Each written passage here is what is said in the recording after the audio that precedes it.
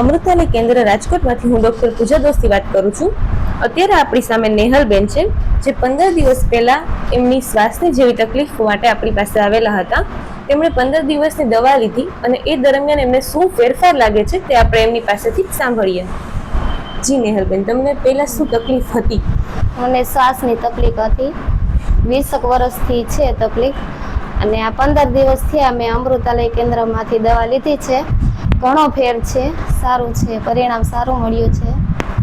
આ 15 દિવસમાં શ્વાસ ચડવાની ફ્રીક્વન્સી કેવી છે? એકય વાર શ્વાસ પણ નથી ચડ્યો. દવા સારી છે, ઘણો ફેર છે. મને 70% જેમ ફેર છે. બરાબર. આજે દિવાળીના ટાઈમ દરમિયાન તમે થોડું બદામ શેક કે આ તેવું લીધેલું, એ દરમિયાન તમને શું ફીલ થયું? ના, તે પછી પણ તોય દવા ચાલુ છે, શેક પીધો બધું, પણ કાંઈ થયું નથી મને. અને પેલી દવા લેવામાં કઈ રીતે તમે અત્યારે ફેરફાર કરેલો છે, જે તમારી જૂની ચાલુ હતી એ દવામાં?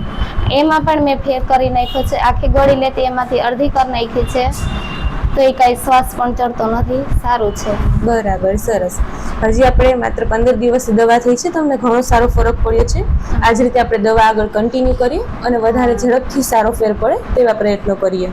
જય દ્વારકાધીશ.